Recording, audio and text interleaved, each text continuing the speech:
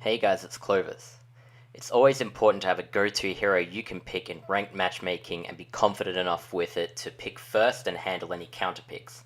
My most played hero is Crystal Maiden, and as I play with her more and more, I learn more, and I've realized that the past few weeks in ranked, I've climbed all the way from Legend 1 to Ancient 1, mostly by first picking my best hero, Crystal Maiden. In this video, I'd like to talk about how you can climb ranked by playing support. I'm going to talk about why Crystal Maiden is good, I'm going to talk about my Crystal Maiden build, and I'll also talk about other relevant information along the way. We'll also discuss what you should be doing as a position 5 and briefly cross over how you play the hero as a position 4 as well. If you're not familiar with Crystal Maiden, this video will give you all the information you need to try her out in a few matchmaking games of unranked. Once you're confident enough, you can go into your ranked games, first pick it, and start winning. So first of all, let's talk about Crystal Maiden's main strengths.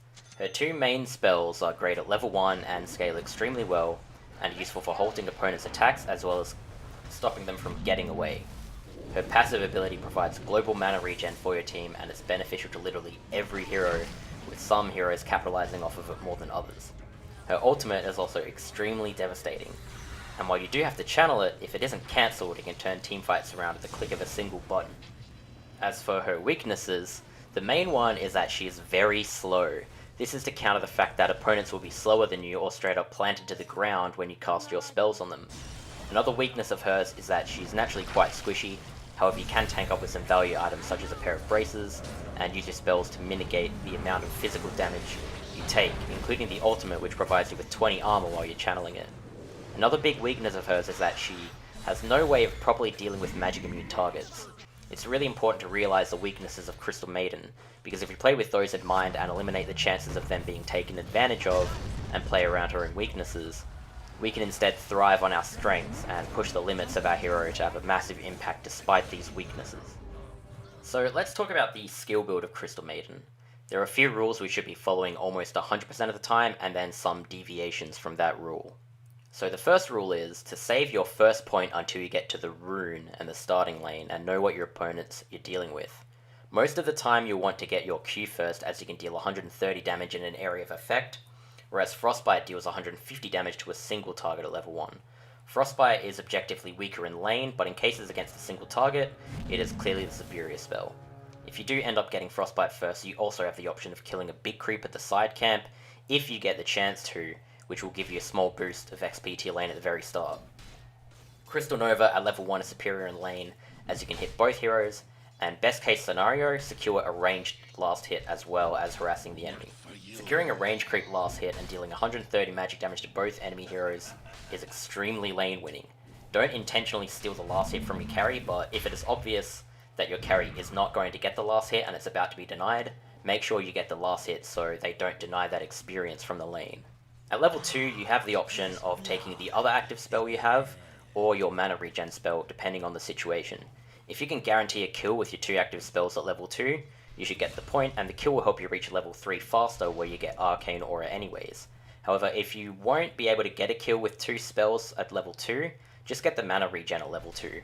This will allow you to stay in lane with mana to cast more of your single spell in lane and harass with it until you reach level 3 and so on, and it'll also give your teammates the option of using their spells a bit more in lane than they normally would be able to. The general rule of thumb here, as in pretty much all games, at level 3 you want 1 point in each of your first 3 spells.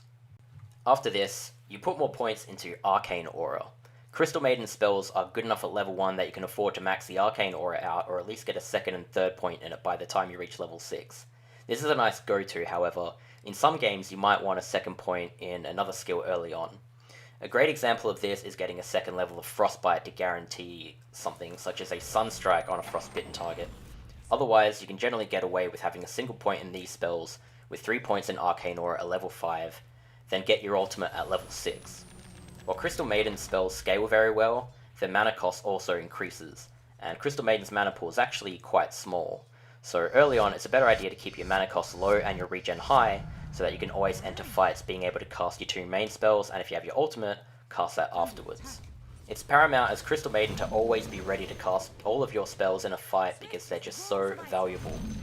Most games, your level 7 skill build should look like this: 1 point in Crystal Nova, 1 point in Frostbite, 4 points in Arcane Aura, and 1 point in Freezing Field. If there are any deviations from this build, it should be a level 3 Arcane Aura with that other point going into one of your first 2 skills. So what do we do after this? From this point you have the option of maxing Crystal Nova or Frostbite. If you're against heroes where Root is extremely valuable, such as Queen of Pain, Storm Spirit, Ember Spirit, Mirana, etc., you definitely want to max Frostbite. It's a bit of a no-brainer. You give yourself and your teammates as much time as possible to kill these targets within the 1 spell duration, so they can't use their escapes or anything. From level 1 to level 4, Frostbite's duration doubles and the cooldown increases, so the uptime becomes really good. You have 50% uptime on the spell once it's maxed. If you're not playing against a hero where the root is superior, however, then Crystal Nova is pretty much always better, because it's just far more devastating when you hit it on multiple targets.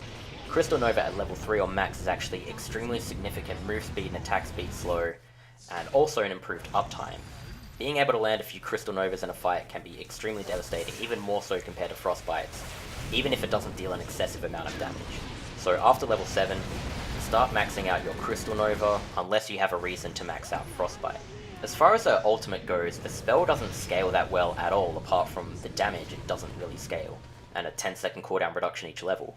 So while it seems tempting, the mana cost also increases drastically at each point. From the first level in it to the second, the mana cost doubles. So if you take this point before you have a larger mana pool, you risk not being able to cast it in fights at all. This is why I skip the second point of Freezing Field until all of my non-ultimate spells are maxed, and I've taken the first 2 talents in the talent tree.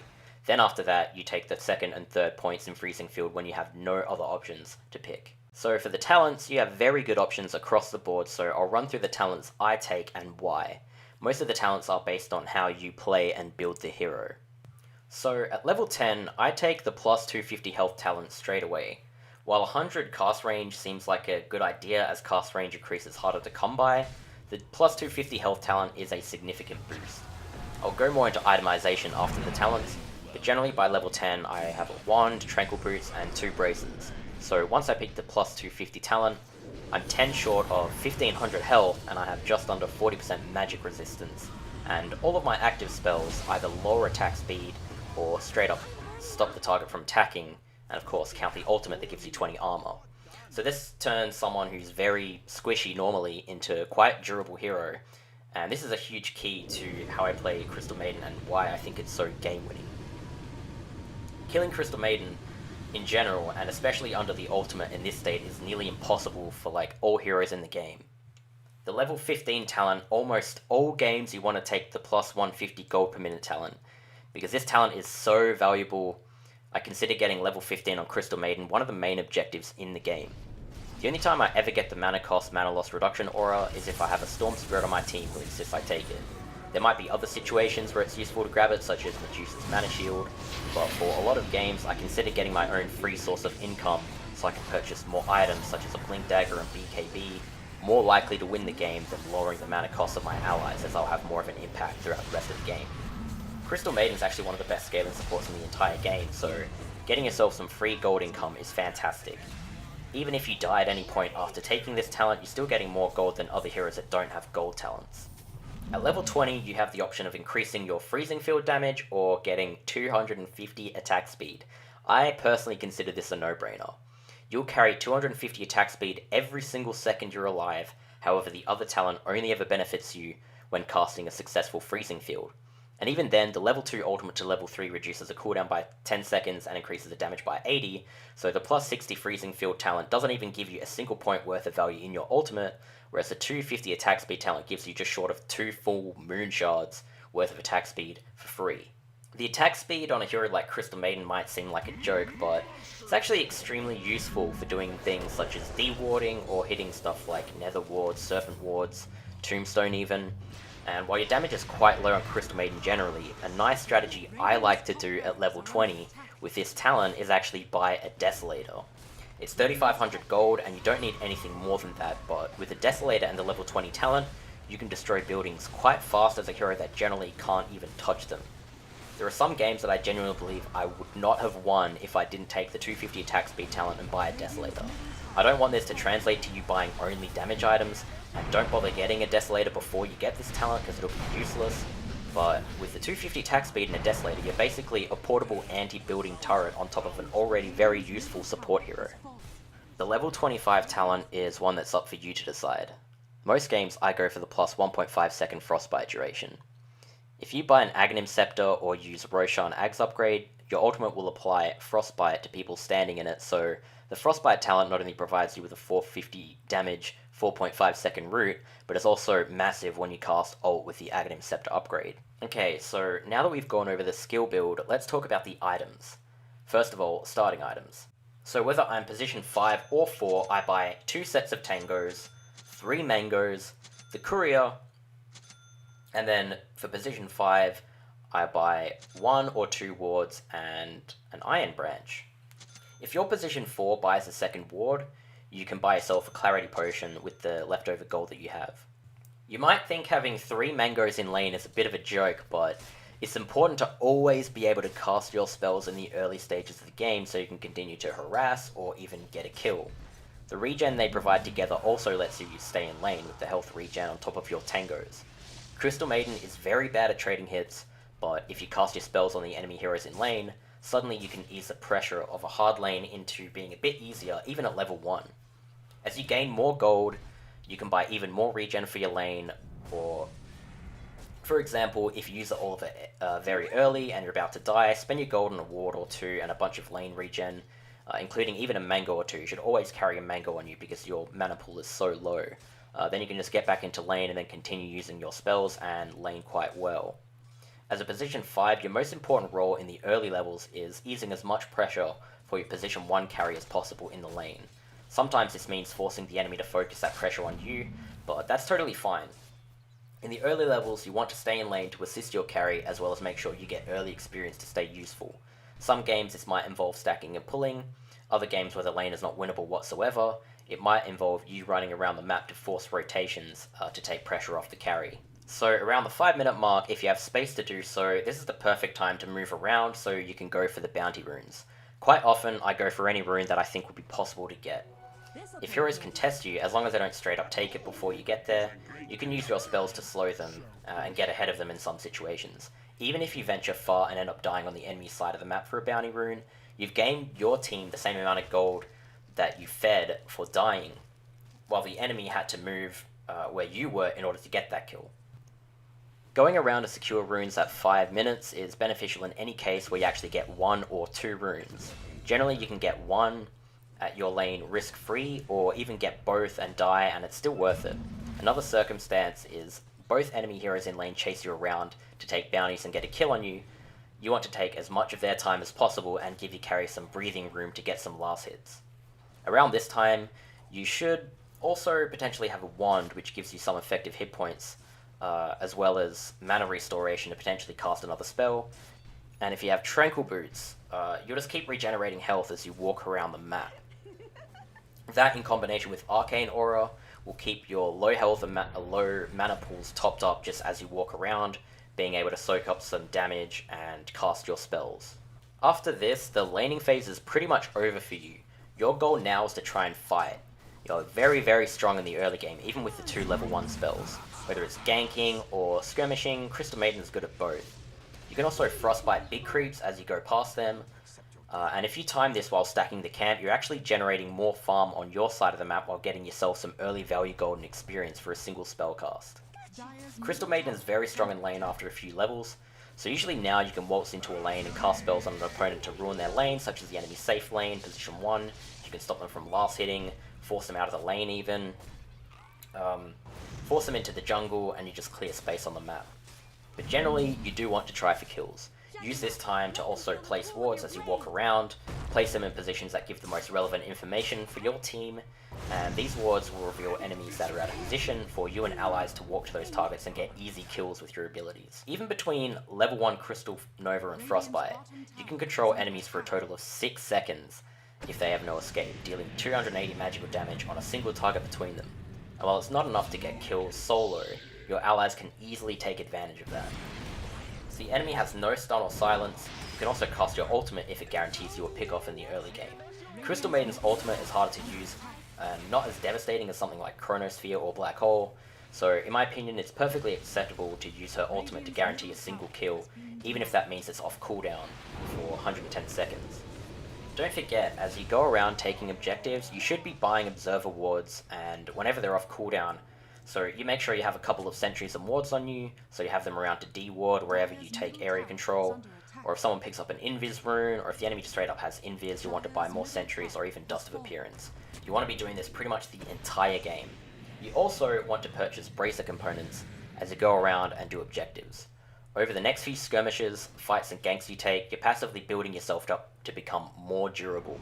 Even if the career is occupied, you can just generally net yourself at least 1 kill or 2 kills before dying, then pick up the bracer components or full braces as you respawn before going back out to continue doing the same thing. I always go for 2 braces. Any more usually results in slot issues, but you can purchase a 3rd one if you want. If you're running around as a Crystal Maiden with Tranquil Boots, maxed Arcane Aura, you should always enter fights with max health and mana, and with a wand and 2 braces, you should be surviving a lot of these fights, so that you can regen quickly and keep taking objectives on the map without having to go back to base.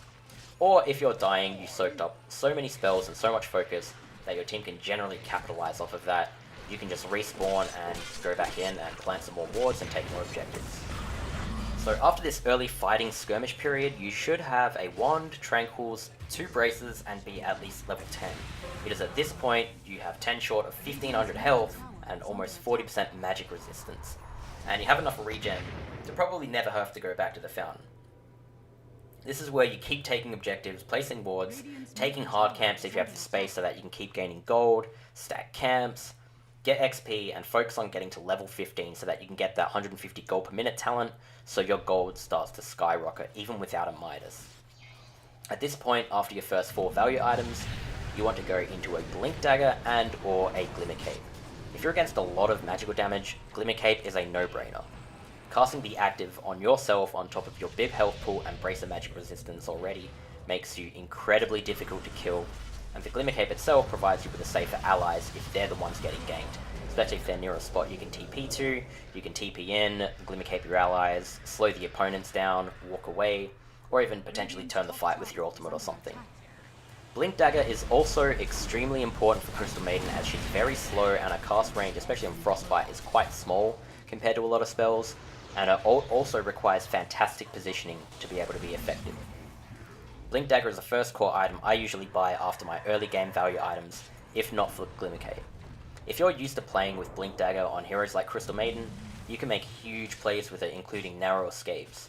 Blink Dagger should be swapped out for a 4-staff in some games where it's harder to blink and initiate, such as playing against Spectre, and wherever 4-staffs are super useful, even for saving allies. The one hero I play against that I always buy 4-staff over Blink Dagger is Riki. Even with a durable build, you're totally useless if you're silenced, and you can't dispel the silence, the Riki cloud, so the only option you have is to walk out of it, and the cloud slows you, he might have Diffusal, so you'll need to push yourself out with 4-staff so that you can cast your Frostbite on Riki, stop him from killing you. You can even maybe ult him and kill him because he's quite squishy. And not only that, but you can save allies that are clouded as well. So that's part of your support role, is helping your allies with something like 4-staff and Glimmer Cape. After Blink Dagger and possibly even Glimmer Cape, most games I go straight for a BKB.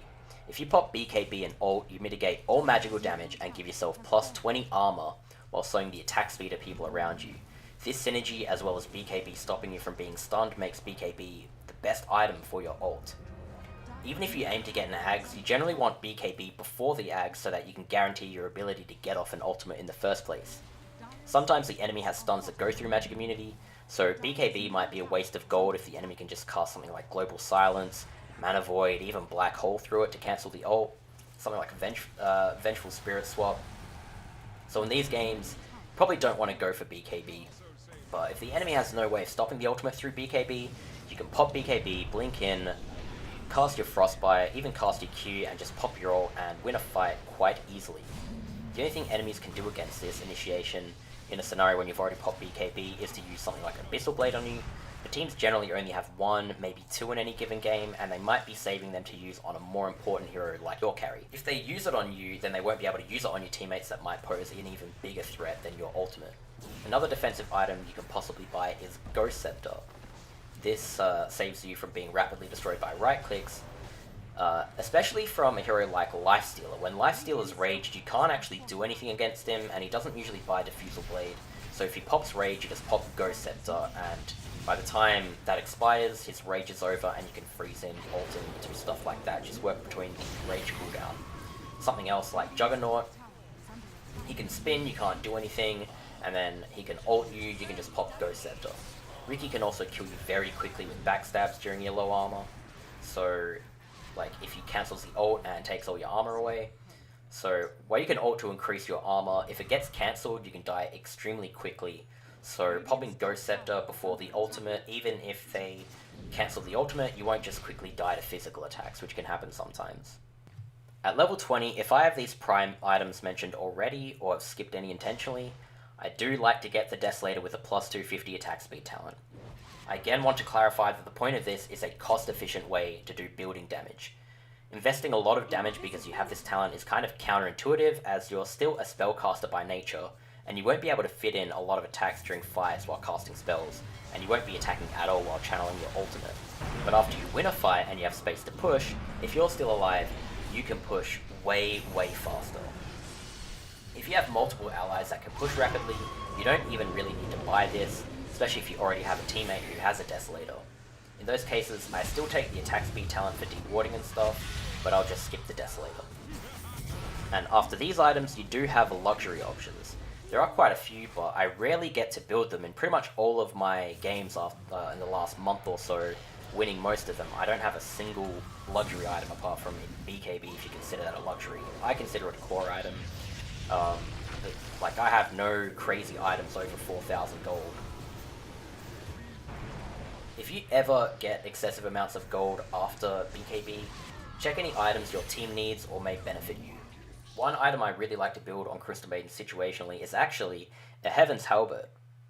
This provides you with health, stats resistance, evasion, all which are actually very valuable on Crystal Maiden, as well as a disarm, which is very significant.